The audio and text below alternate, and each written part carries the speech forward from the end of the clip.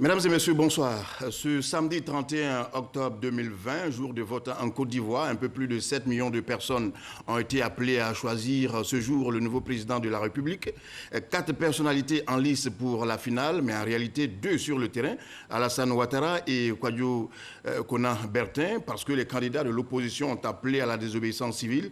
Ce soir, nous avons appelé des personnalités, des observateurs, des représentants des 2 candidats actifs sur le terrain pour échanger au cours de cette nuit électorale. Donc nos regards resteront tournés également vers la CEI pour les premiers résultats possibles à tout moment. La CEI où se trouve notre envoyé spécial Victorien Angwa. Victorien Angwa, vous pourriez nous interrompre dès que vous avez des résultats et retour tout de suite sur notre plateau pour vous faire revivre la journée de vote d'aujourd'hui. Nous allons commencer tout de suite par les 2 candidats, mais avant cela, je voudrais vous présenter très rapidement les 4 invités sur le plateau. Monsieur Jean-Claude Koulibaly, bonsoir. Vous êtes le président de l'Union nationale des journalistes de Côte d'Ivoire. Nous vous appelons aujourd'hui pour votre analyse de la situation parce qu'en tant que journaliste, vous avez été témoin d'une situation que vous allez nous décrire. Auprès de vous, il y a monsieur Venance Djedje, bonsoir. Bonsoir. Monsieur Venance Djedje, vous êtes le directeur national de campagne du candidat KKB. Très bien, vous êtes bien connu par l'appellation du KKB. Vous allez nous expliquer si vous êtes optimiste ou non, si votre candidat a gagné aujourd'hui ou non. Ensuite, nous avons M. Paulin Claude Danho, représentant du candidat du RHDP. Bonsoir. Bonsoir. Tout de suite, vous allez nous dire aussi si vous pensez que votre candidat a gagné automatiquement ou bien on va avoir un deuxième tour ou bien il a perdu. C'est à vous de nous le dire. C'est juste votre point de vue en attendant les résultats finaux qui seront annoncés par le Conseil constitutionnel. Bonsoir, Monsieur Benjamin Tossou. Bonsoir. Vous êtes, coordonnateur de la plateforme des missions internationales d'observation électorale en Afrique. C'est bien cela. En tout cas, merci à vous d'être venu. Avant même d'échanger avec vous, tout de suite, nous allons nous rendre dans les bureaux de vote. Le candidat Alassane Ouattara, président sortant, a voté aujourd'hui au lycée Sainte-Marie de Cocody, bureau numéro 6, et par la suite a demandé aux autres électeurs de lui emboîter les pas. J-0, ce samedi 31 octobre 2020, jour de l'élection présidentielle en Côte d'Ivoire. Une autre occasion pour les Ivoiriens de s'offrir un nouveau président de la République. C'est quelques minutes seulement après son arrivée au lycée Sainte-Marie, dans son bureau de vote aux environs de 11h15 que le président de la République, Alassane Ouattara, glisse son bulletin dans l'urne. Son épouse Dominique Ouattara, à ses côtés, lui emboîte aussitôt le pas.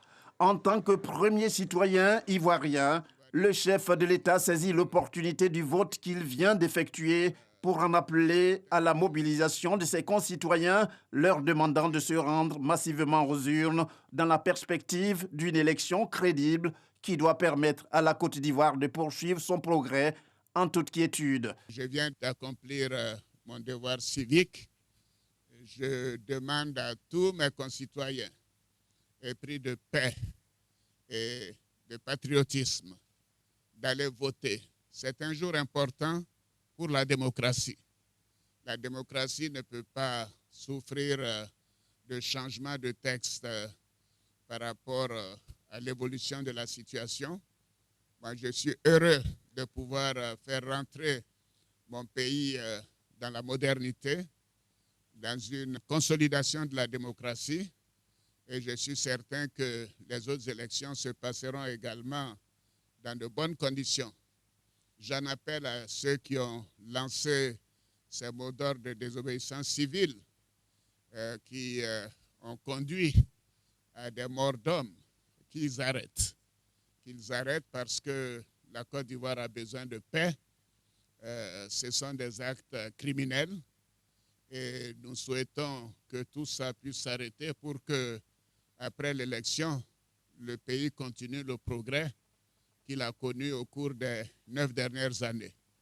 Je vais compter sur l'ensemble de nos concitoyens pour en appeler à la paix, pour dire à nos jeunes de ne pas se laisser manipuler, car il s'agit de leur avenir.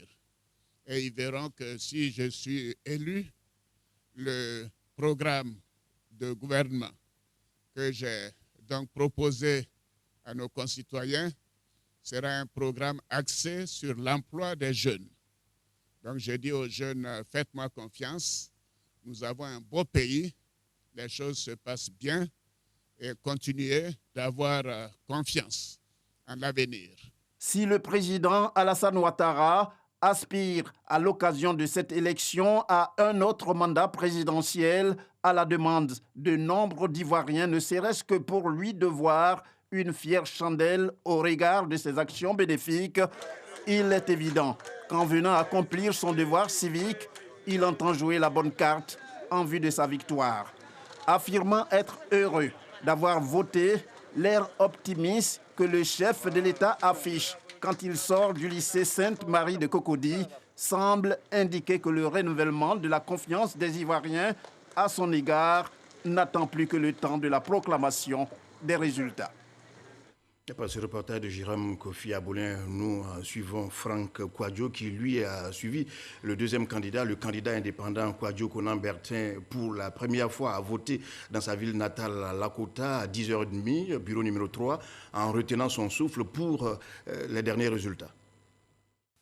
Lakota, il est 11h. Le candidat Kouadio Konan Bertin arrive au lieu de vote. Nous sommes au groupe scolaire ancien dispensaire, au bureau 3. Il sacrifie au rituel les différentes étapes avec les assesseurs, le passage par l'isoloir et le moment attendu, l'acte de vote. Le bulletin est posé dans l'urne. Vive la démocratie. Le candidat indépendant marque sa satisfaction. Ce scrutin est selon Kouadio Konan Bertin l'expression du jeu démocratique. J'ai 52 ans aujourd'hui et c'est la première fois que je vote sur la terre de Alaba Mambé, mon grand-père. C'est la première fois que je vote sur la terre de ma mère, Guizot Delphine. C'est la première fois que je vote sur la terre de mes ancêtres. C'est un retour aux sources. En même temps que je participe à ma façon à faire vivre la démocratie. Voter, c'est un devoir. C'est un droit également de tous les citoyens. J'ai choisi de faire la politique. J'ai choisi d'être un démocrate. En démocratie, il y a un temps pour débattre, pour discuter, et un temps pour décider. La décision se fait dans les urnes et par le peuple. Je suis heureux de voir ce jour de 31. Ce n'était pas évident. Les menaces de tout genre, on les a supportées, vécues pour le peuple de Côte d'Ivoire. Le sens de ma candidature, c'est la paix, c'est la stabilité.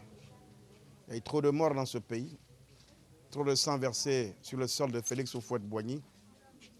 J'ai choisi de freiner l'hémorragie, faire en sorte que la Côte d'Ivoire reste debout et vivante.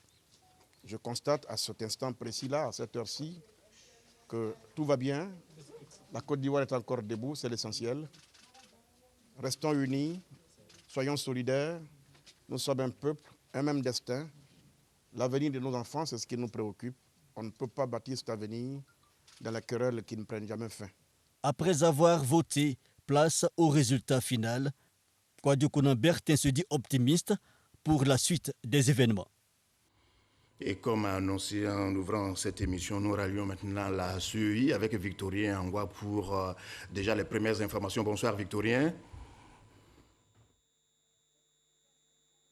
Victorien Angwa, bonsoir.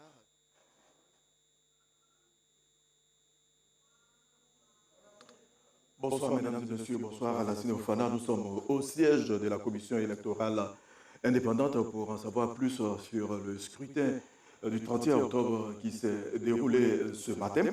La présidentielle 2020, c'est 44 postulants à la candidature, 4 retenus et 2 participants. Il s'agit du candidat Alassane Ouattara du RHDF, président sortant, et de Kouadio Konan Bertin Kakabe, candidat indépendant. Notre invitée est Mme Salimata Porqué. Elle est vice-présidente chargée de la communication, de la sensibilisation et de la formation. Elle va nous donner quelques précisions sur le déroulement et certainement les résultats du scrutin. Bonsoir madame. Bonsoir. Vous êtes le représentant de la CEI sur notre plateau. Comment s'est déroulé le scrutin de ce 31 octobre? C'est avec satisfaction que je vous réponds ce soir, parce que je viens moi-même d'arriver de l'intérieur du pays et de façon globale, le vote s'est déroulé normalement pratiquement sur tout le territoire. Nous avons environ 10 815 lieux de vote et également 22 135 bureaux de vote. Si je vous dis cela, c'est que vous avez des lieux de vote et dans lesquels vous avez des bureaux de vote. Tout s'est déroulé dans la majorité de façon assez calme, en dehors du fait qu'il y a eu quelques grabuches dans certaines localités. Ça a été émaillé par quelques vandalismes. Alors justement, quel est votre commentaire sur ces incidents signalés ça et là? Écoutez, chacun est libre d'avoir un certain comportement. Sauf que nous sommes quand même en Côte d'Ivoire, nous sommes dans un pays assez démocratique. Et lorsqu'on parle de vote, le vote, il est libre. On n'est peut-être pas obligé d'aller voter, mais on ne doit pas empêcher que les autres aillent voter. Et malheureusement, c'est ce que certaines personnes n'ont pas compris. Et c'était surtout les jeunes. Bon, on a eu à échanger avec eux. À un certain moment, tout est rentré dans l'ordre. Moi, je prends le cas d'une zone dans laquelle les jeunes étaient très énervés le matin. Mais vers midi, tout est rentré dans l'ordre. Et ils ont laissé les populations aller voter. Nous leur avons fait comprendre que le vote, il est libre. Et la CEI n'a pas arrêté de le répéter à travers notre président, M. Coulibaly Kubière, qui donne assez d'informations aux populations, que chacun comprenne que le vote, il est libre. Il n'est peut-être pas obligatoire en Côte d'Ivoire, mais chacun est libre d'exercer son droit de vote. Alors, madame, quelle est la nature de ces incidents et peut-on avoir une idée des localités dans lesquelles se sont produits ces incidents-là? Vous avez une zone comme Beaunois, où les violences ont débuté depuis un certain temps. Et hier encore, nous étions dans la cour royale pour informer les populations. Il y avait les jeunes qui étaient, leur faire comprendre qu'ils ne sont pas obligés de voter pour un candidat. Et les candidats également n'ont pas besoin d'inciter les jeunes à la violence. Ce sont des adultes, ce sont des responsables. Lorsque vous n'avez pas envie d'aller voter, d'aller au scrutin ou bien de vous présenter à une candidature quelconque, vous n'avez pas besoin d'inciter les jeunes à la violence. Les jeunes de Côte d'Ivoire ont plutôt besoin de travailler que de se voir dans la rue. On a mal au cœur, moi principalement en tant que maire, de voir que des jeunes sont arrêtés ou des jeunes, où il y a eu des morts et tout ça dans certaines localités. C'est dommage. Nous regrettons et nous adressons nos condoléances les plus attristées aux parents qui ont perdu leurs enfants et à ceux qui sont blessés. Nous leur souhaitons vraiment un prompt rétablissement. La nature des incidents, des casses d'urnes. La nature des incidents, il y a eu des urnes emportées, des casses d'urnes. Et quand on vous dit des casses d'urnes, c'est que dans l'urne, vous avez tout le matériel électoral qu'ils emportent.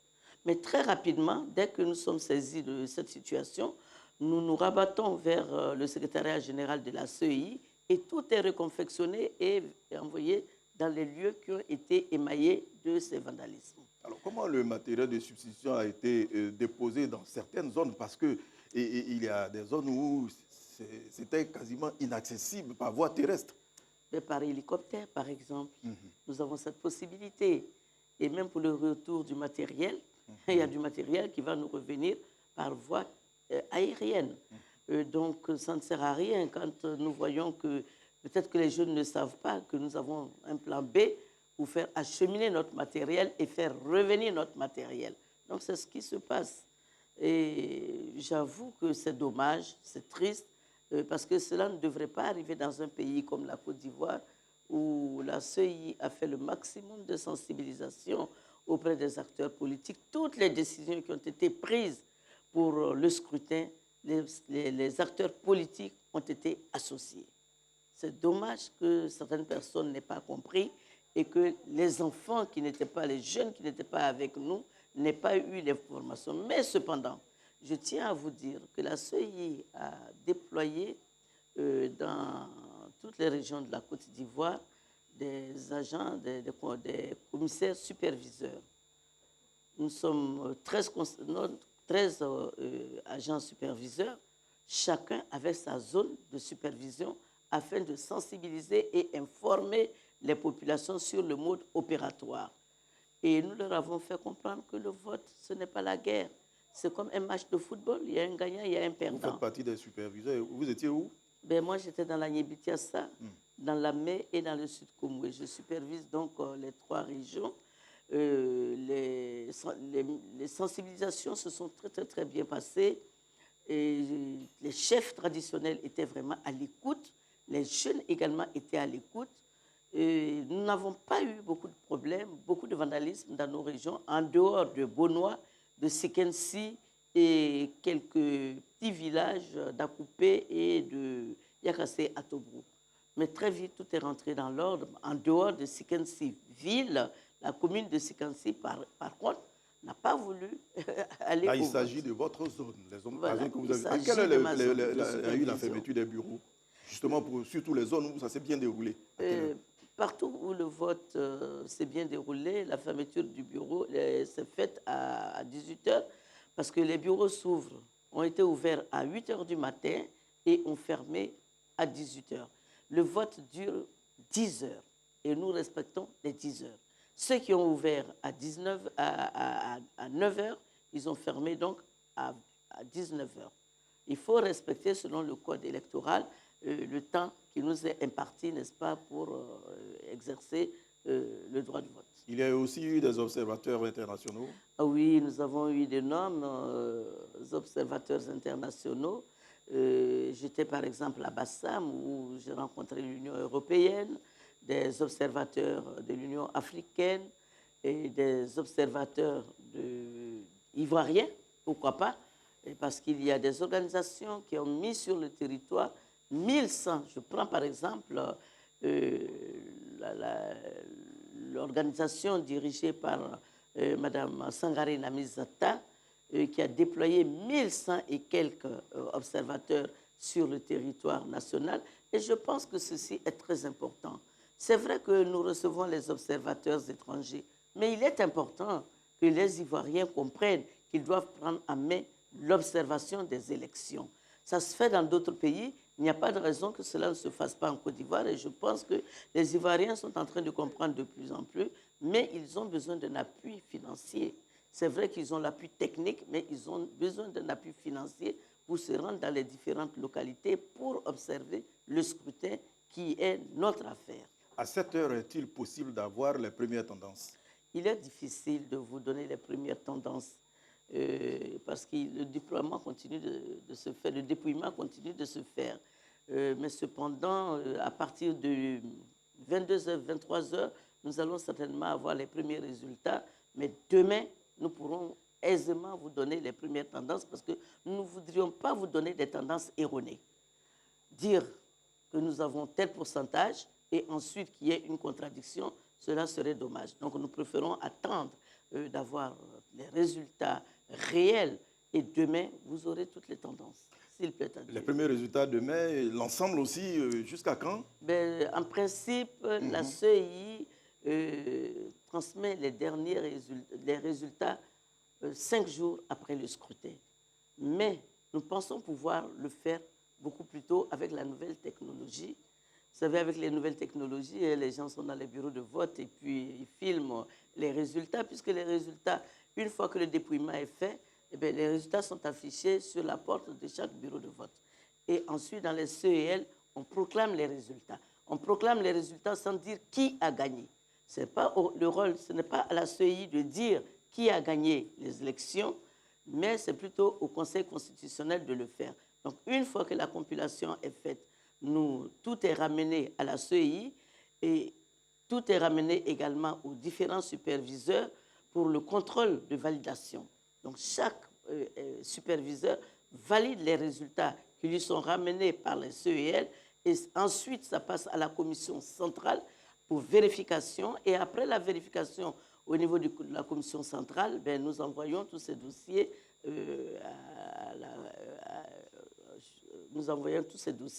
vous savez, c'est-à-dire au Conseil constitutionnel. Et c'est au Conseil constitutionnel de faire encore un contrôle avant d'annoncer et sinon de proclamer le résultat final.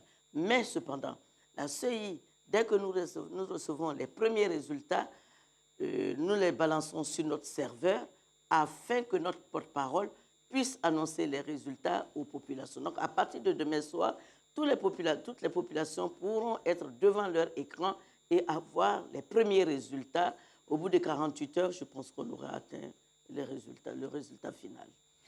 Comme l'a dit Madame la vice-présidente de la CEI, Madame Salimata Porquet, les premiers résultats vont tomber demain. Merci, Madame. Merci, chers téléspectateurs. À vous, Lassine Fofana. Merci, Victorien Angwa. Vous avez le droit, puisque vous êtes à demeure à la CEI, vous avez le droit de nous interrompre à tout instant dès que vous aurez de nouvelles informations. Retour en studio après la CEI, donc, après les deux candidats, le candidat Alassane Ouattara et le candidat Kona Bertin, le Premier ministre Ahmed Bakayoko a lui également voté. Voici le reportage de Issaïo. À Bobo, école des cours sociaux, bureau 1. C'est ici que le Premier ministre Ahmed Bakayoko, par ailleurs maire de la commune d'Abobo, a accompli son devoir citoyen. On nous avait annoncé l'apocalypse, mais la Côte d'Ivoire est toujours là et les Ivoiriens sont toujours au rendez-vous de la paix, sont toujours au rendez-vous de la construction d'un pays sérieux. J'invite tout le monde à aller voter. C'est un droit fondamental, un droit citoyen. C'est là que vous donnez onction à la gouvernance pour les 5 années à venir. C'est là que votre point de vue compte. En dehors du droit de vote, qui est ce droit fondamental, tout le reste n'est pas d'expression démocratique. Donc je demande que ceux, surtout nos jeunes, qui ont été dans certaines contrées manipulés pour perturber le vote, que cela s'arrête. Pour les habitants de cette commune, il était important pour chacun d'entre eux d'aller choisir son candidat. Tout ce qu'on peut souhaiter à ce pays-là, c'est la paix. Parce que s'il n'y a pas la paix là, on ne peut pas vaquer à nos occupations. Dans la commune d'Abobo, les populations ont accompli leur devoir civique dans le calme et la sérénité, sous la surveillance des forces de l'ordre. Et je voudrais commencer par vous, M. Jean-Claude Koulibaly, bonsoir. Vous êtes le président de l'Union nationale des journalistes de Côte d'Ivoire et vous étiez sur le terrain aujourd'hui, de 8h à 18h. Il y a eu élection. Qu'est-ce que vous avez constaté de façon claire? Ce que nous avons constaté, c'est que les Ivoiriens sont sortis pour voter. Il y a eu, à certains endroits, une affluence, en tout cas, importante. Par contre, dans d'autres endroits, c'est-à-dire dans d'autres lieux de vote, l'affluence était un peu timide. Mais toujours été dans l'ensemble, les élections se sont déroulées dans le calme. Moi, j'ai eu à parcourir au moins quelques bureaux de vote, c'est-à-dire à Cocody et à Koumansi. Et ces bureaux de vote que nous avons parcourus, le vote s'est déroulé vraiment dans la sérénité et dans le calme. Maintenant, par rapport au retour que nous font nos camarades sur le terrain, parce que les journalistes étaient sur tout le territoire national, il y a eu quand même des incidents dans certains endroits, qui ont été d'ailleurs relevés par la porte-parole de la vice-présidente de la CEI, Mme Porquet. Vous dit que la Côte d'Ivoire est allée au vote, mais il faut reconnaître que ce n'a pas été totalement la sérénité au niveau national, mais toujours est-il que ces incidents, à mon avis, ne peut pas, pour moi, en tout cas, entacher la sincérité, en tout cas, du vote, ne peut pas avoir un impact, je dirais, négatif sur tout le vote qui s'est déroulé sur tout l'ensemble du territoire national. Toujours est-il, les faits sont les faits. Les Ivoiriens sont allés voter ce matin. Qu'est-ce que vous dites lorsque vous entendez certaines personnes dire qu'il n'y a pas eu vote véritablement? Bon, ça, c'est l'avis des uns et des autres, hein, je pense. Et comme on le dit dans notre métier, les faits sont têtus, comme l'a dit Lénine. Le fait est qu'il y a des Ivoiriens qui sont allés voter. Ils sont allés en tout cas accomplir leur devoir citoyen. Ils ont fait ce qu'ils avaient à faire. Ils sont allés au vote. Et à un certain niveau, dans certaines localités, il y a eu des empêchements. Il y a des empêchements. Certaines populations voulaient véritablement aller à ces votes-là, mais il faut reconnaître qu'il y a eu des empêchements, puisque les voix ont été obstruées. Il y a eu des urnes qui ont été emportées. Il y a eu même des centres de collecte qui ont été incendiés. Et tout cela n'a pas apporté la sérénité nécessaire pour permettre aux différents citoyens de ces localités-là de faire droit à leurs choses, en tout cas à leur devoir de vote. Mais ce qu'il faut reconnaître, pour tous les retours que nous avons sur le terrain, parce que je suis en contact jusqu'à présent avec nos consoeurs, nos confrères qui sont sur le terrain, il faut reconnaître que où il y a eu des incidents, en tout cas, ce n'est pas majoritairement qu'il y a eu des incidents. Il y a eu des incidents, ce sont, si vous voulez, des incidents plus ou moins résiduels dans certaines localités. Dans les grandes agglomérations, à l'exception peut-être de Bonois et de Sikensi, où il n'y a pas eu vote, il n'y a pas eu qu'on appelle vote du tout, mais la plupart des grandes agglomérations, je pense que les Ivoiriens ont répondu à l'appel, en tout cas, de la CEI et du gouvernement. Donc je pense que ce que nous attendons tous, ce sont les résultats par rapport au taux de participation, par rapport à l'importance, à la proportion des Ivoiriens qui sont allés voter. Tout ça, c'est la CEI qui nous le donnera dans les heures qui vont suivre. Voilà. D'accord. On va continuer avec vous tout à l'heure, mais je voudrais m'adresser à vous, M. Benjamin Tossou. Vous êtes coordonnateur général de la plateforme des missions internationales d'observation électorale en Afrique. Vous étiez, vous aussi, sur le terrain aujourd'hui. Qu'est-ce que vous avez observé? Oui, si vous permettez, monsieur le journaliste, je vais d'abord quand même présenter la plateforme. Notre plateforme, qu'on appelle plateforme des missions internationales d'observation électorale en Afrique pour les élections libres et transparentes. Effectivement, accrédité par la CI, nous avons su déployer 30 observateurs à Daoula, San Pedro, Boaké, Yamoussoukro, Korogo. Bon, les informations qui nous ont été rapportées dans l'ensemble, l'affluence est largement acceptable. D'accord, la participation. Donc, mais cependant, il nous a été révélé que quelques cas d'intimidation, des menaces, des tentatives d'empêchement, de vol de matériel, a été rapidement rétabli par la CI. Voilà. Alors, donc, qu'est-ce que vous dites en tant qu'observateur, très nettement? Vous dites élection validée ou élection non validée? Qu'est-ce que vous dites dans vos rapports? Oui, dans nos rapports, par rapport aux informations issues de nos grilles d'observation, puisque nous continuons quand même à les dépouiller, ce qui est dépouillé jusqu'à ce jour, nous dirons que dans l'ensemble, c'est largement acceptable. D'accord. Ouais. Quels sont les éléments de votre grille d'observation? Lorsque vous dites observer, c'est quoi? C'est pas juste regarder.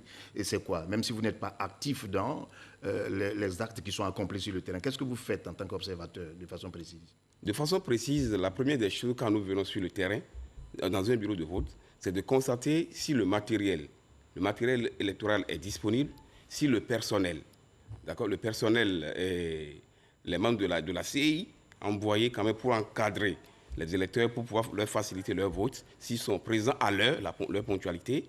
Est-ce que les électeurs, les votes, quand ils viennent, est-ce qu'ils ont cette facilité, ils ont assez facile? Est-ce que l'encre qui est là, est-ce que l'encre reflète de qualité acceptable? Voilà.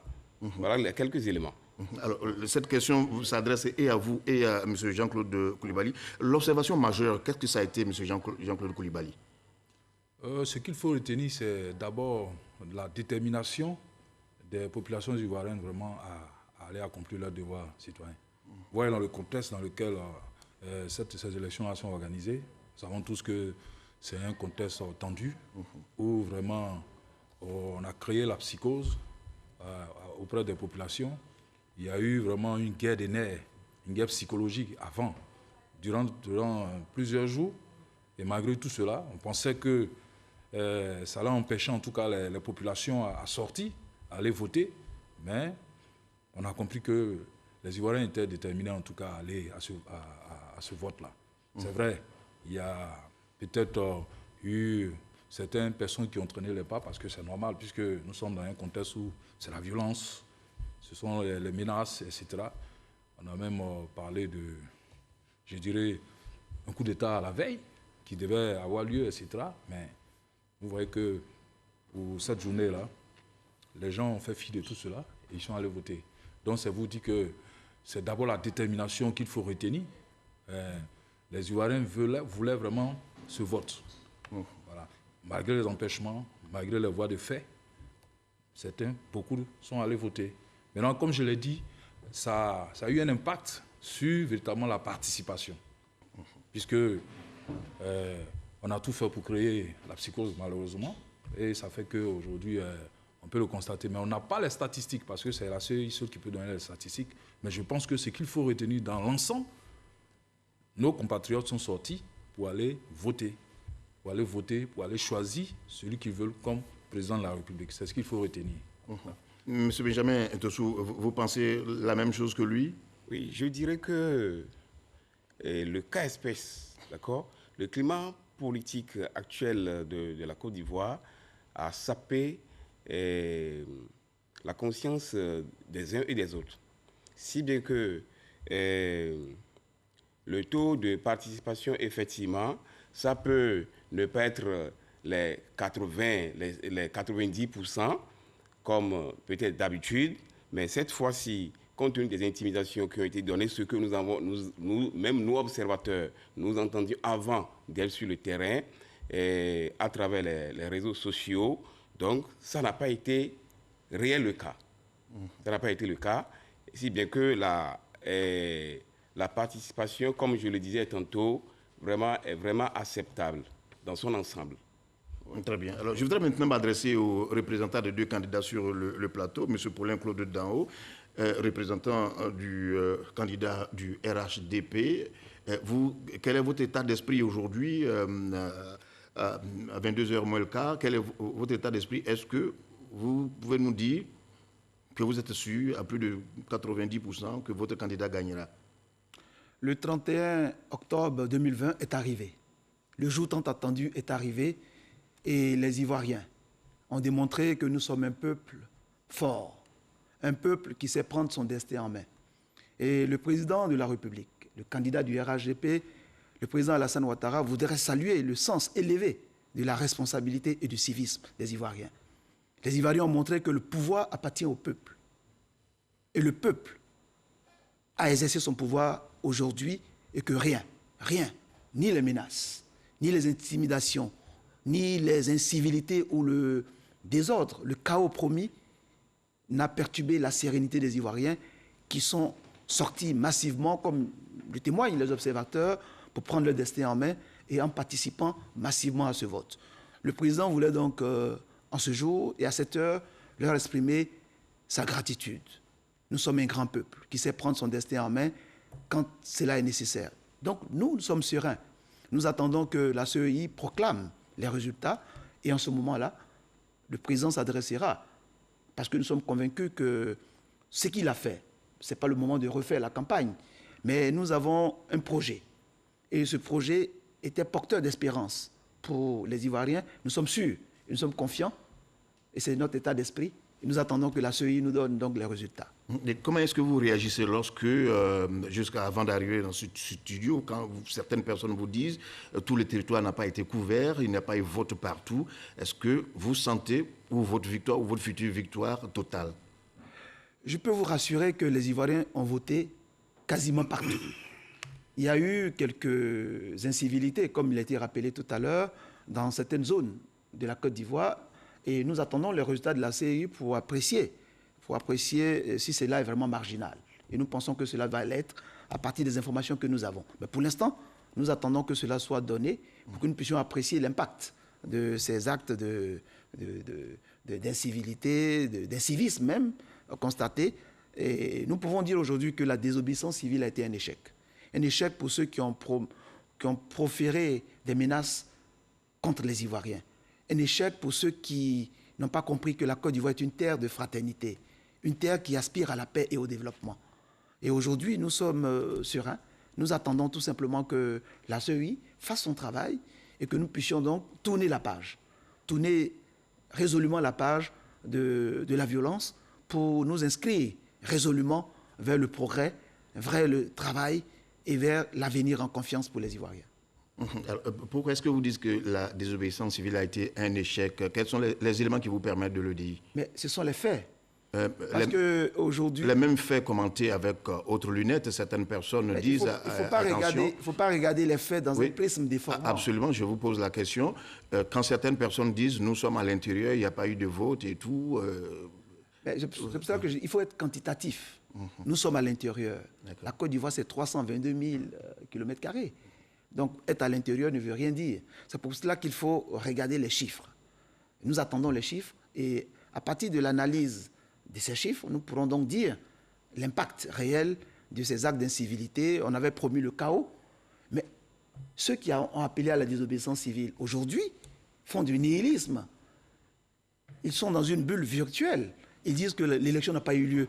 Mais nous sommes tous en Côte d'Ivoire. C'est une insulte à notre intelligence. L'élection a eu lieu. Les Ivoiriens ont exprimé leur droit de vote. Il faut le prendre en compte. C'est pour cela qu'il faut rapidement... nous attendons avec sérénité les résultats pour que nous puissions tourner rapidement la page sombre de cet appel inutile à la désobéissance civile pour reconstruire l'image de la Côte d'Ivoire qui est une terre de paix, une terre de fraternité, une terre d'espérance. Monsieur Venance Djedje, vous êtes le directeur national de campagne du candidat Kakabe. Votre candidat était sur le terrain. Oui. Vous le voyez vainqueur? Si, non, autant vous le dites tout de suite, certaines personnes disent que c'est une illusion. Bon, ça n'engage que. Mais je veux dire tout simplement que si notre participation à cette élection peut apporter la paix et la stabilité en Côte d'Ivoire, oui, nous avons gagné d'abord. Et puis, bon, maintenant, on verra le résultat des urnes. Mais nous sommes confiants, vu le travail que nous avons fait. Nous avons parcouru toute la Côte d'Ivoire. Mais avant tout, permettez que je vous remercie. Je remercie la RTI qui nous fait l'amitié, sinon l'honneur de nous inviter à cette émission. Et c'est cette belle opportunité pour remercier les milliers d'Ivoiriens qui nous ont fait confiance et qui ont voté pour nous, qui ont fait confiance à notre programme de société et qui ont voté pour nous. Voilà, c'est ce que je voulais dire. Nous attendons avec beaucoup d'impatience le résultat final. Très bien. Nous venons juste d'apprendre que le candidat Kakabe, justement, fait une déclaration. Nous allons le prendre. Mais avant cela, je voudrais vous poser la question suivante. Qu'est-ce qui vous rend optimiste, vous, aujourd'hui, en pensant que Kakabe sera le futur président? Oui, Kakabe sera le futur président parce que c'est ce que je vous disais tout à l'heure. Nous avons fait un travail de fond. Nous avons parcouru toute la Côte d'Ivoire. C'est vrai, nous n'avons pas de bilan, mais un bilan, il peut être positif comme il peut être négatif. Donc, personne ne cherche un bilan négatif, tout à fait. Non, mais nous n'avons pas de bilan parce que nous n'avons jamais fait... Bon, bien, mais donc je voulais dire tout simplement que nous, vu le travail que nous avons fait, nous avons parcouru toute la Côte d'Ivoire, nous avons expliqué notre programme de société. Beaucoup de personnes ont adhéré à notre programme. Et nous avons fait une très belle campagne. Ça, je peux le dire sans hésiter. Donc, au regard de tout cela, je pourrais vous dire que oui, nous sommes confiants. Très bien. Nous allons donc hors de ce studio. Nous venons juste de l'apprendre. Le candidat, le scrutin est terminé depuis 18h. Le candidat Kwadwo Konan Bertin fait sa première déclaration après ce scrutin. Nous voulons d'abord féliciter le peuple ivoirien qui a fait preuve d'une grande maturité et d'un remarquable esprit de responsabilité en permettant à ce scrutin présidentiel de se tenir. Malgré des incidents regrettables, dont certains d'une extrême gravité, globalement et selon les informations connues à cette heure, les opérations électorales se sont déroulées dans l'ordre et dans le calme. La première victoire ce soir, c'est celle de la démocratie. Le premier enseignement, c'est l'attachement des Ivoiriennes et des Ivoiriens à un système qui privilégie l'élection sur l'agitation, la violence, le désordre et le chaos. Depuis le début de la campagne, le candidat Kwadwo Konan Bertin a invité le peuple à privilégier l'arme du bulletin de vote. nous constatons avec satisfaction qu'il a été entendu. Cette victoire de la démocratie est un camouflet pour les fauteurs de troubles, tous ceux qui appelaient explicitement ou cautionnaient secrètement la violence. Ce soir, les artisans de la guerre civile ont perdu. Que tous ici soient chaleureusement remerciés pour leur engagement à défendre la paix, le dialogue et la cohésion. Nous voulons donc traduire à l'ensemble du peuple de Côte d'Ivoire nos félicitations et nos remerciements pour avoir fait triompher la démocratie. Je vous remercie. Voilà les premiers mots en provenance du cabinet du candidat KKB, rendu public par Simon Aïri, sa porte-parole. Je voudrais revenir à vous, M. Benjamin Tossou. Lorsque vous écoutez tous ces commentaires, le moins qu'on puisse dire, c'est que tout s'est très bien passé. Oui. Avez-vous aussi entendu à l'extérieur que tout s'est mal passé? Je voudrais vous mettre dans ce dilemme-là. Bon, je vous dirais que à l'extérieur, pour le moment, je dirais non, puisque avec les échanges avec d'autres missions d'observation sur le terrain, et en concordance avec ce que nos éléments ont rapporté, donc tout s'est bien passé dans l'ensemble. Dans l'ensemble? Oui.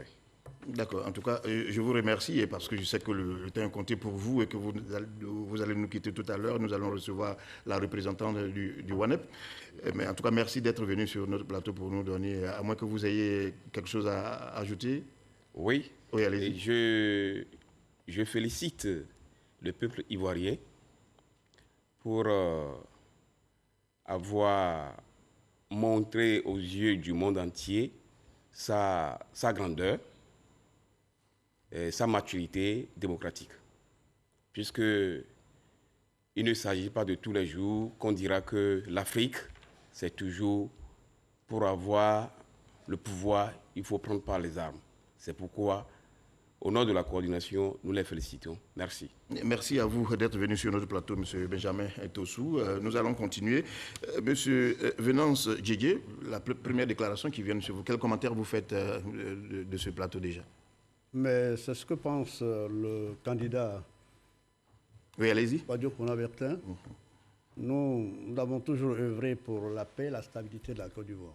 Je vous le disais tantôt, si notre participation à ce vote peut amener à la Côte d'Ivoire la paix et la stabilité, oui, nous avons gagné.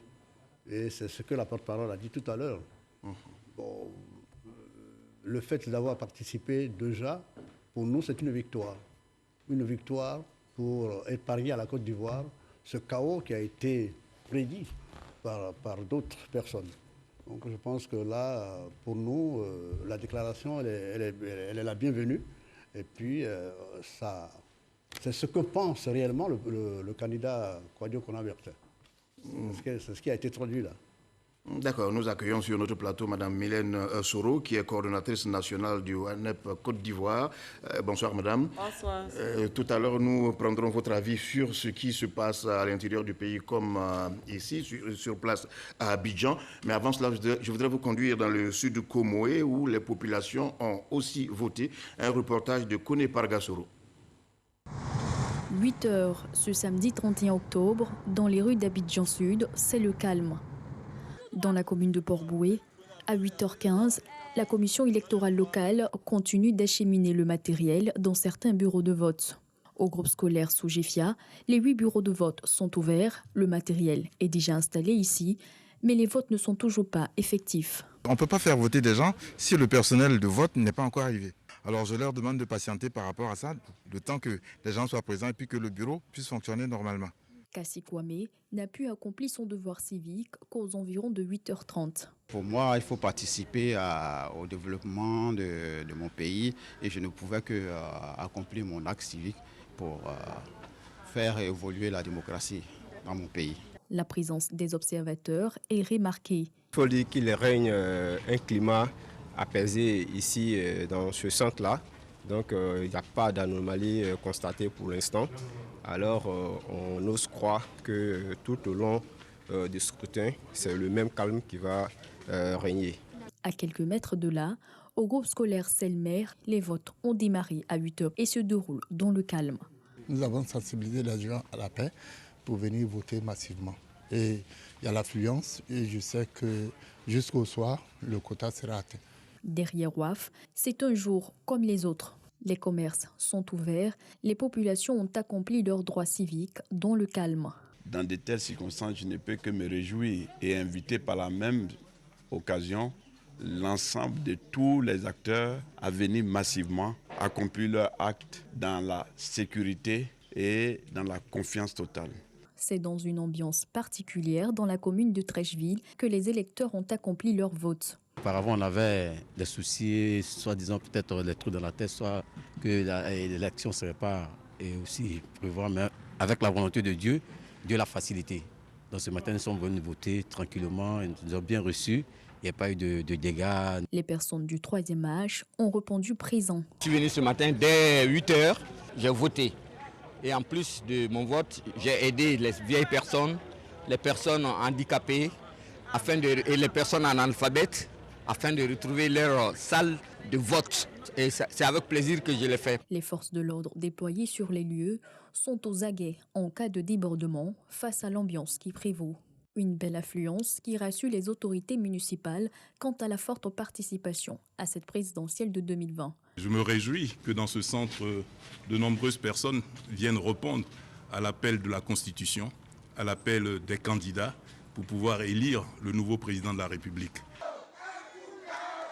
L'enthousiasme et la ferveur s'est emparé de la commune de Koumassi aux environs de 11 h dans le quartier Campement. À l'école Bad, en dépit de longues files d'attente, les électeurs restent déterminés à voter. Je n'ai pas encore voté, ça vaut au moins 4 heures que je suis là. Parce que ceux qui doivent venir faire le devoir, ils ne sont pas venus. C'est les membres de la CI. Mais on ne sait pas pourquoi ils ne sont pas venus. Ils ne nous ont pas dit la cause. Mais ça ne fait rien. Mais avec ceux qui sont là, on se comprend bien tranquillement. On va voter. Après une tournée dans les différents lieux de vote de sa commune, le maire appelle les populations à la sérénité. Je dois avouer que la ferveur, l'enthousiasme, là où je suis passé aux premières heures avant d'arriver où je suis, n'était pas au rendez-vous. Mais au fur et à mesure que j'avançais, je constatais que les populations commençaient à sortir. Dans la commune de Marcory, on note une situation calme où les populations ont voté en toute quiétude. Après ce tour dans les bureaux de vote dans Abidjan Sud avec Salimantou, Diab, autre ambiance, cette fois direction à Bengourou. À Bengourou, capitale de la région de l'Indéné-Guablé. Ici, les bureaux de vote ont ouvert pour la plupart aux environs de 8h30. Mais déjà tôt le matin, certains électeurs étaient visibles dans les centres de vote, comme ici au groupe scolaire Plateau. Pas grande affluence, mais ces citoyens sont venus accomplir leur devoir civique. Je suis venu voter, c'est un devoir civique, donc je viens d'assurer mon devoir civique. Je suis là ce matin pour les votes et tout se passe dans le calme et la raison pour laquelle nous sommes dans le rang pour arriver à notre tour. Il n'y a pas tellement d'affluence, mais nous attendons, comme c'est le matin, jusqu'à midi on aura des électeurs. Ici, il faut 440 électeurs. Pour le moment, nous avons 7. Un peu plus loin, au groupe scolaire Château, ici l'atmosphère est tout autre. L'affluence est bien palpable. De longues files d'attente sont visibles devant chaque bureau de vote. Ici, rien à signaler. Le vote se déroule dans un climat apaisé. On a ouvert les bureaux de vote à 8h40 et sur la liste on a 424 votants. Présentement on a eu donc 44 personnes qui ont voté. Il faut dire que depuis ce matin on constate que l'affluence est grande. Parce que avant même que le matériel n'arrive, il y avait déjà du monde qui attendait.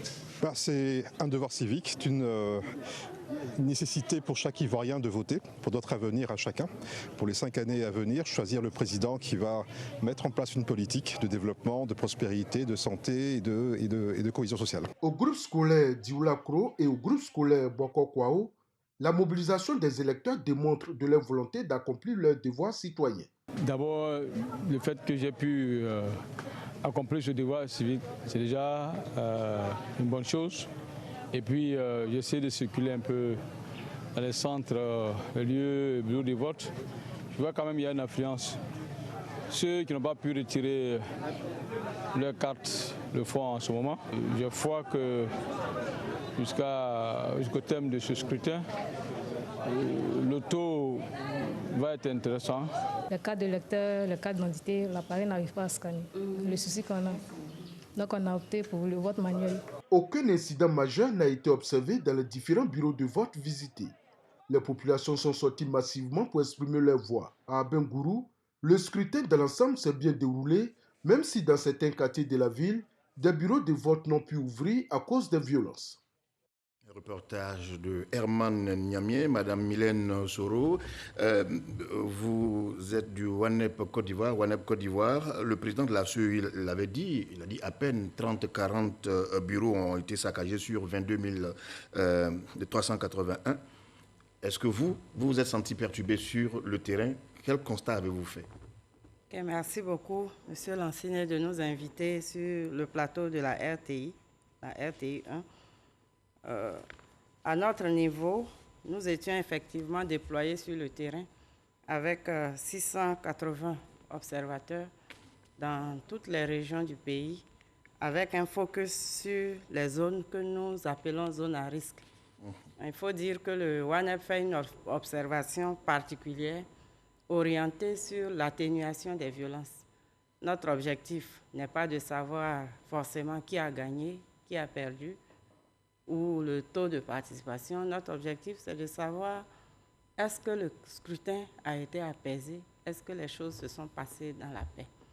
Et donc, nous avons observé, en tout cas, de nombreux incidents par rapport aux élections précédentes. Les moniteurs que nous avons, les observateurs qui étaient déployés sur le terrain ont fait remonter pas mal d'incidents, et dans les plus grave où il y a eu mort d'homme se situe à Abengourou, où la maison du député a été incendiée avec 4 morts, à Oumé, 1 mort à Tiébissou, 5 morts à Gagnoa, 1 mort à Kouté, 2 morts à Sikinsi, 1 mort. C'est ce que nous avons pu collecter à ce stade-là, et des endroits où il n'y a pas eu véritablement de vote, notamment à Bonoua, à Kounfao, où le domicile du député a été saccagé, à Oumé, à Koupé, et d'autres localités comme Botro, Daoukro, Bongwanou, Blokos, Yamsokro, où il y a eu Abéoumi. Il n'y a pas eu vraiment de problème, mais on a constaté que les bureaux, au moins 5 bureaux de vote, ont fermé plus tôt que prévu.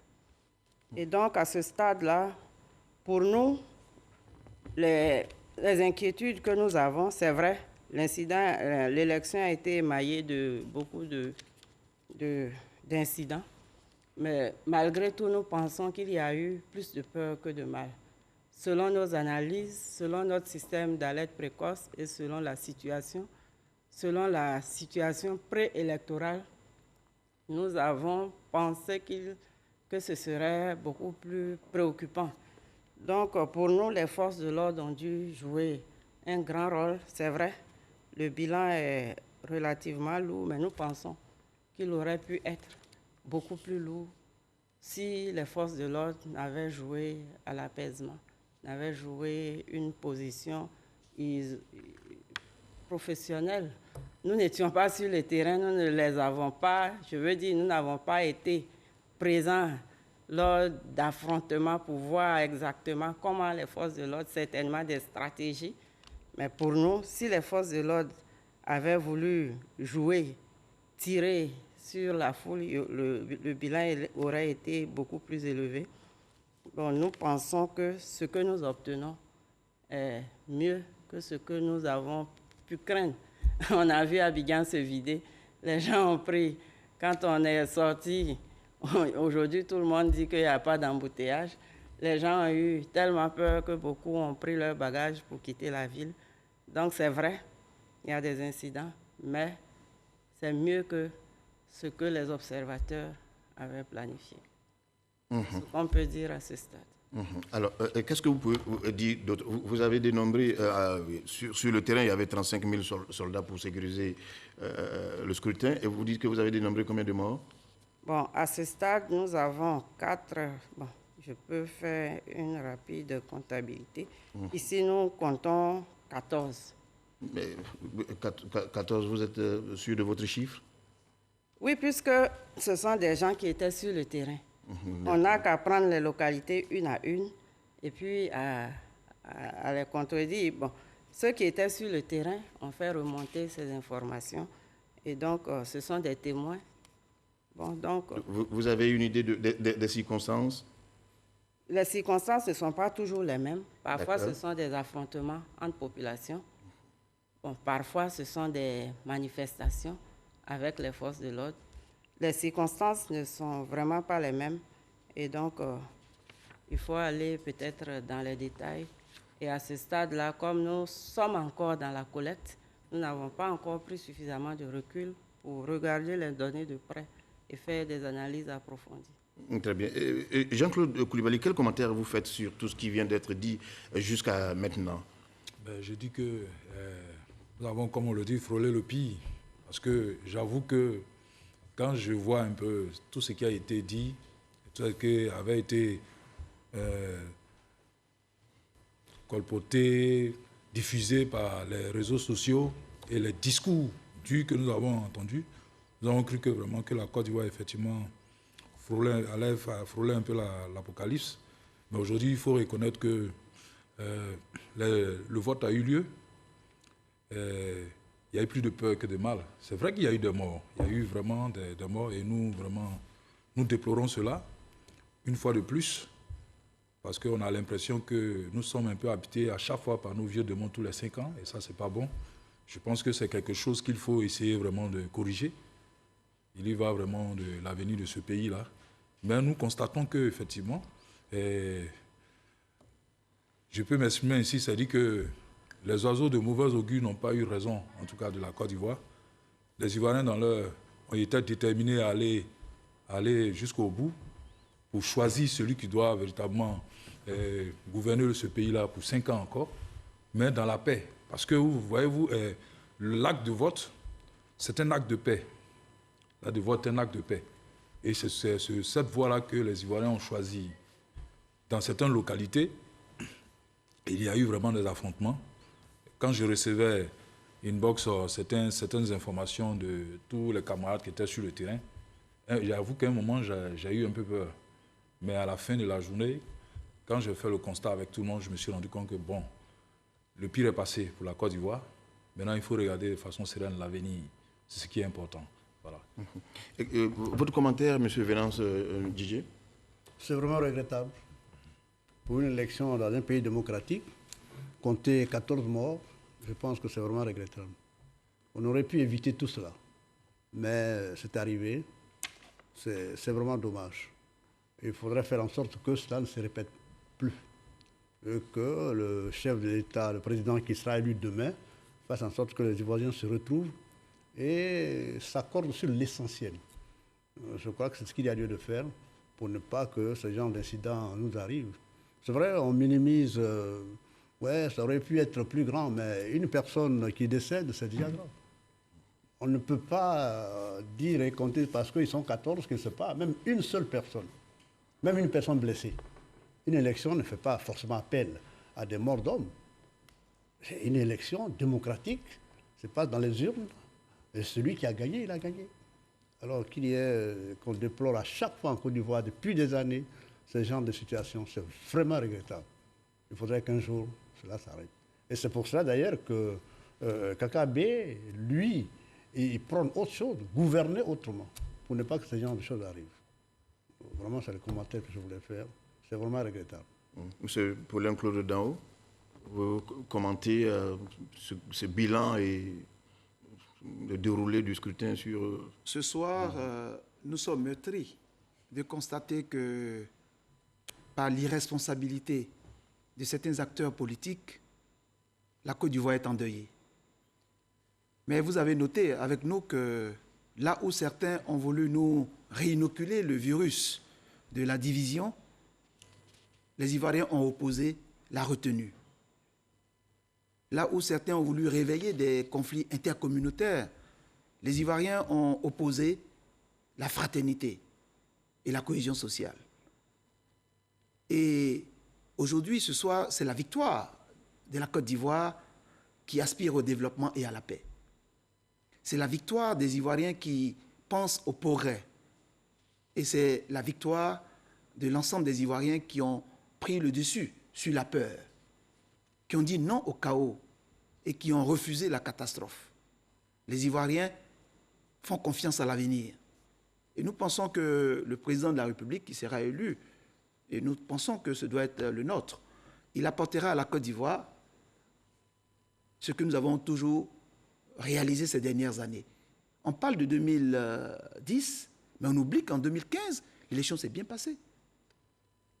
Pourquoi réveiller les vieux démons de 2010? C'est tout simplement parce que nous avons eu cette année une opposition qui n'était plus crédible, qui n'était pas audible, qui a voulu donc opposer la violence.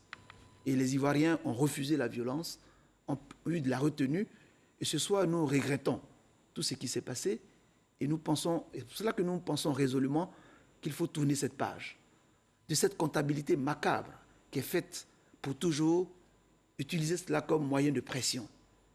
La démocratie, c'est le choix des électeurs à partir d'un programme pertinent qui est proposé. La seule alternative crédible, c'était celle que nous avons proposée aux Ivoiriens et nous attendons les résultats pour la confirmation de ce choix des Ivoiriens que nous attendons nous appelons de nos voeux. Alors, dernière question pour vous, Madame Soro, avant de laisser la place à M. Zibiri Koulibaly de la Fondation Jigui. Quelle proposition, vous, observateurs, vous faites aujourd'hui après tout ce que vous avez vu après la fin de l'élection? Proposition, bon, de toute façon, l'élection vient de se terminer. Nous n'avons même pas fini. Nous allons au décompte des voix. Donc, nous ne sommes pas tout à fait sereins parce qu'il faut encore compter les voix. Il faut pouvoir publier les résultats. Notre passé récent, en 2010, nous avons été tellement jovial. Après l'élection, tout le monde avait commencé à fêter. Le monde entier était en train de féliciter la Côte d'Ivoire quand après, nous avons eu des difficultés. Aujourd'hui, le scrutin est clos. Les voix sont en train d'être comptées. Les résultats ne sont pas encore publiés. Donc, le conseil que nous pouvons donner, c'est que nous gardions tous un profil bas, que la date du 31 octobre, qu'on a commencé à interpeller depuis 2017, nous avons craint, et nous sommes en train d'avancer. Aujourd'hui, nous y sommes. Faisons en sorte que nous sortions de ce scrutin-là dans la paix. Que tous les acteurs, le travail n'est pas fini pour nous. Le travail ne fait que commencer. Nous ne dormons pas, nous ne nous réjouissons pas parce que nous sommes à la tâche. Il faut continuer à travailler, il faut continuer à apaiser. Nos activités continuent jusqu'en 2021 parce que nous avons su qu'après l'élection, tirant les leçons de 2010, après l'élection, le travail continue. Le travail de sensibilisation, le travail d'apaisement, le travail de communication avec toute la population doit continuer pour que nous y arrivions, pour que nous puissions sortir de ces moments troubles-là et nous engager de façon plus durable dans la paix. Donc pour nous, le travail continue, le travail est peut-être même renforcé. Nous devons accentuer nos activités, travailler d'arrache-pied. Et donc, nous sommes vigilants. Nous ne dormons pas, nous ne nous réjouissons pas, nous sommes concentrés. Et vous dites que vous êtes combien sur le terrain? 680. 680. Oui. En tout cas, merci à vous, Madame Soro, d'être passée sur ce plateau. Nous continuons cette émission en nous dirigeant maintenant vers Mans, où il y a eu aussi vote. Les populations sont sorties pour exprimer ce qu'elles ressentaient afin que le 31 qui a été tant appelé par tout le monde soit une réalité. Foyer des jeunes du quartier campus de Mans. Il est presque 8 heures. Nous assistons à la mise en place des équipements pour la tenue du scrutin présidentiel de ce 31 octobre. Ce lieu de vote, qui compte 4 bureaux, débute avec quelques moments de retard dû à l'absence du président du bureau, vite remplacé par la CEI régionale. Autre lieu, centre social du quartier du Labougou, les électeurs accomplissent leurs devoirs citoyens sous l'œil vigilant des observateurs et des forces de l'ordre. Nous avons constaté que tout se passe très bien. Les électeurs sont disciplinés, les agents de la CEI qui tiennent effectivement compte des personnes vulnérables, c'est-à-dire notamment les femmes enceintes, les vieilles personnes. Au niveau du BV2, tout va bien. On a pu commencer à 8 heures, l'urne est là, tout le petit matériel, tout est là, donc on a vraiment commencé.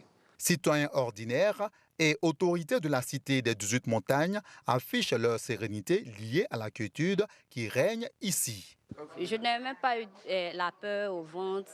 Tout s'est bien passé. Je suis venue sain et sauf. Je me retourne sain et sauf. Vous pouvez dire au monde entier qu'à Mans, tout se passe très bien. La population sort massivement pour venir voter. Je suis venu accomplir mon devoir citoyen, qui est normalement de voter. Et ça se passe en tout cas dans la joie, dans la paix.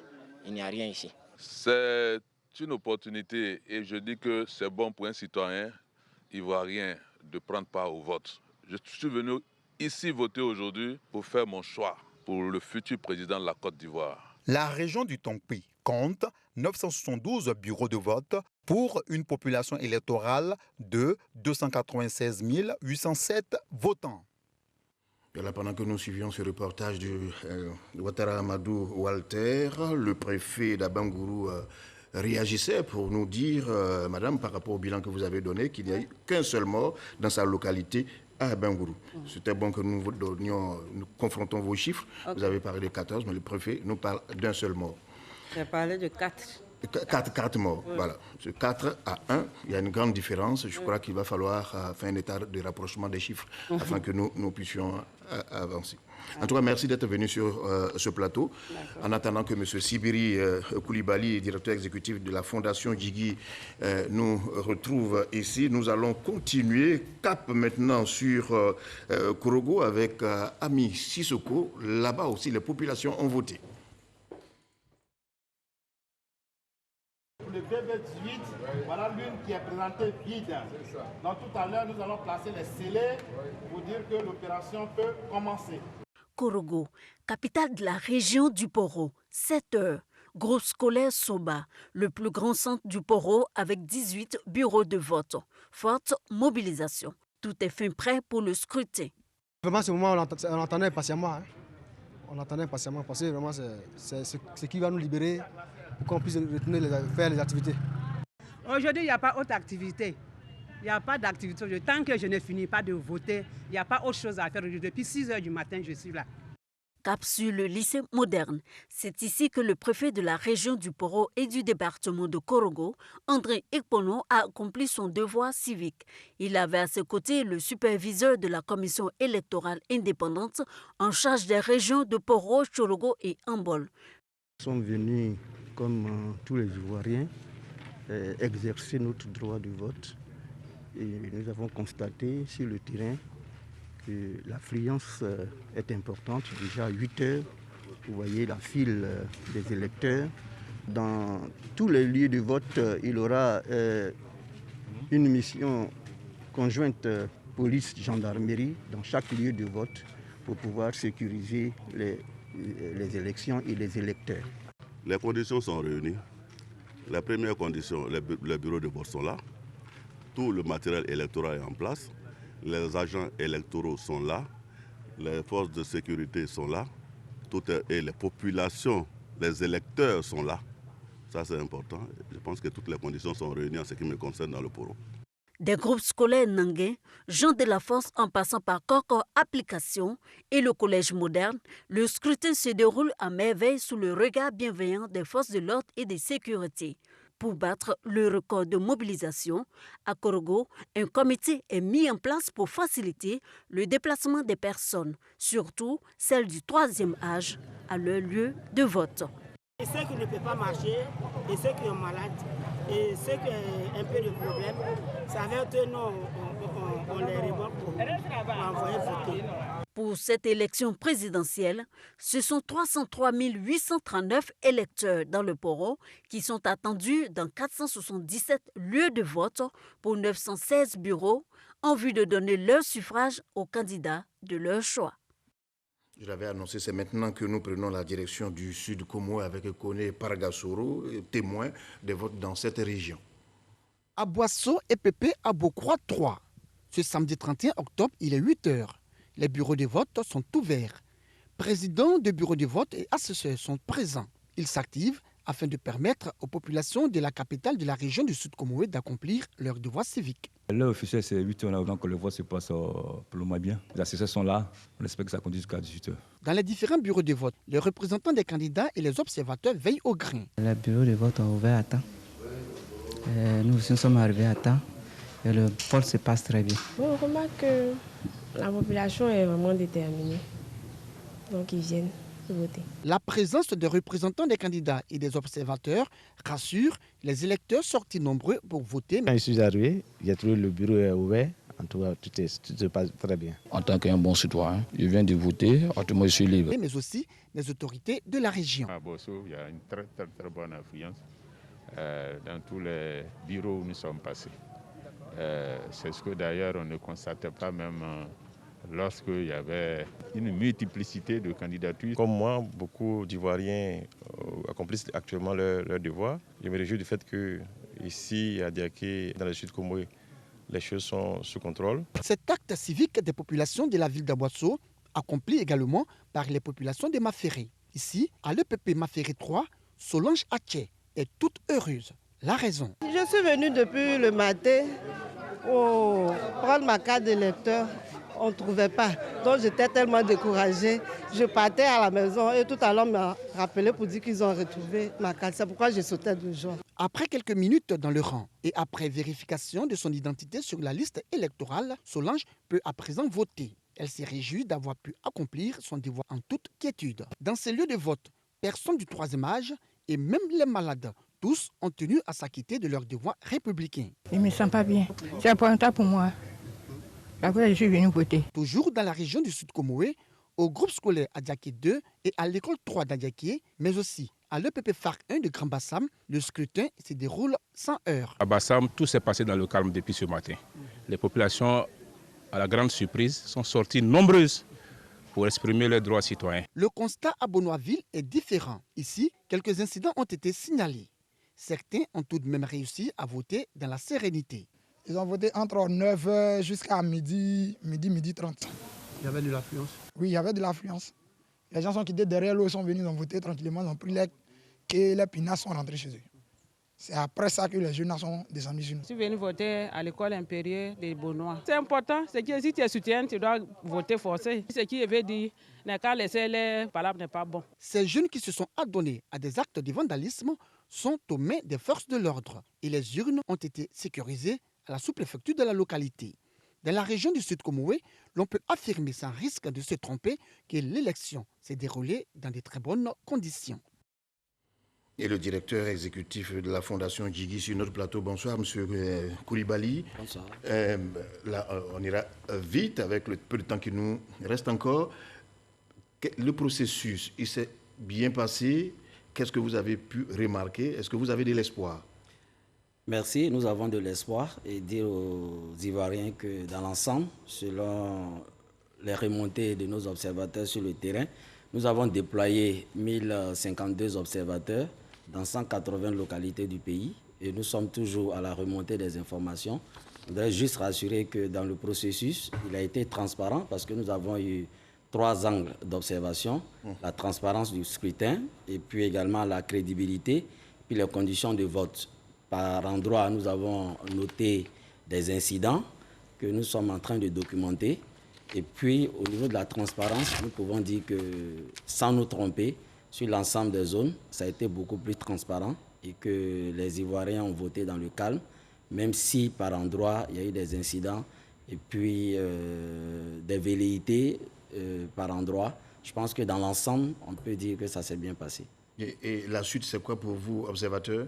Pour nous, c'est de formuler des recommandations et nous pensons que dans les 24 heures qui suivent, nous allons produire une déclaration sur le déroulé du processus, tant par rapport à la campagne et ce que nous avons constaté également au niveau de la campagne, et puis aujourd'hui, ce qui s'est passé sur le terrain, et des recommandations également formulées tant à l'endroit des autorités, tant à l'endroit également de la commission électorale indépendante et puis des Ivoiriens, pour qu'on puisse arriver à une situation de paix globale pour le pays, pour que désormais les élections, comme on le dit toujours, c'est un jeu.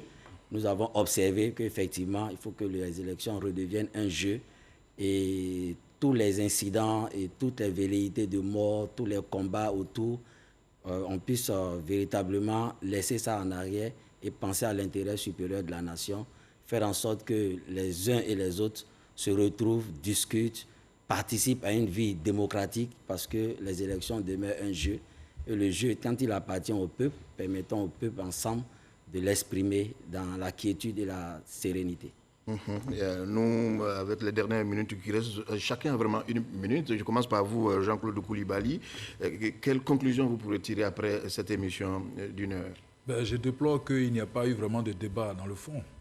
C'est-à-dire, pour ces élections-là, on a raté un peu le coche quelque part. On aurait dû peut-être s'appesantir sur les programmes des différents candidats et puis voir un peu, choisir le meilleur programme pour conduire en tout cas les destinées du pays. Ce n'a pas été le cas. Et ce que nous déplorons sur le terrain au niveau des morts et des incidents, nous pensons que quand on a décidé par exemple d'adopter la démocratie, il faut aller jusqu'au bout de ces règles. C'est ce que nous préconisons aux uns aux autres. Et nous demandons pour la suite que les cœurs soient apaisés, que les plumes soient désarmées, les micros également, pour les journalistes, pour les confrères et les consoeurs, et faire en sorte que nous, en tant que journalistes, nous puissions vraiment apporter ce climat de sérénité-là dont a besoin la Côte d'Ivoire. C'est ce qui est important, ce que je vais dire. Et je crois, moi, je suis optimiste de nature. Je pense que, pour moi, le pire est passé. Nous pouvons peut-être regarder maintenant sereinement l'avenir. Monsieur Venance Djidji. Oui, merci. Au nom du candidat Kakabe, je voudrais exprimer ici toute notre gratitude à la RTI qui nous a fait l'amitié et l'honneur de nous convier à cette émission et saisir l'opportunité pour remercier les milliers d'Ivoiriens qui ont cru en nous à travers notre programme de société et qui ont voté pour nous. Ils ne seront pas déçus. Et je termine par vous, M. Paulin-Claude Danho. Comme prévu par la Constitution de notre pays, le 31 octobre 2020 a eu lieu l'élection présidentielle en Côte d'Ivoire. Les Ivoiriens, viscéralement attachés à la paix et au progrès, sont allés voter, nonobstant les menaces, nonobstant les violences orchestrées, nonobstant la désobéissance civile. Les Ivoiriens ont pris leur destin en main et ont fait le choix préférentiel de la démocratie et de la paix. Et le président Alassane Ouattara, homme de paix, de dialogue, voudrait saluer la détermination exprimée ce jour par les Ivoiriens. Et son parti, le Rassemblement des oufouettistes pour la démocratie et la paix, se réjouit que les Ivoiriens aient choisi aujourd'hui de marcher ensemble, dans la cohésion, dans la paix. Et c'est ce qui nous reste aujourd'hui. Partager la paix, partager le progrès. Merci à vous, M. Paulin-Claude Danho. Merci à vous, M. Koulibaly, M. Jean-Claude Koulibaly, aussi M. Venance Djidji. Merci à vous tous d'être venus, d'avoir participé à cette émission. Merci à vous tous, véritablement, tous ceux qui sont passés sur ce plateau pour nous dire ce que vous avez pu observer toute cette journée. Si l'émission de ce soir prend fin, veuillez rester encore sur RT1 parce qu'à tout moment, nous vous livrerons des résultats dès qu'ils nous parviendront, comme la journée de demain. Elle sera consacrée à cela. Et lundi à 21h15, ce sera la dernière nuit électorale avec Sylvie Touré et ses invités qui analyseront les résultats définitifs. Merci de nous avoir suivis et très bonne soirée sur RT1.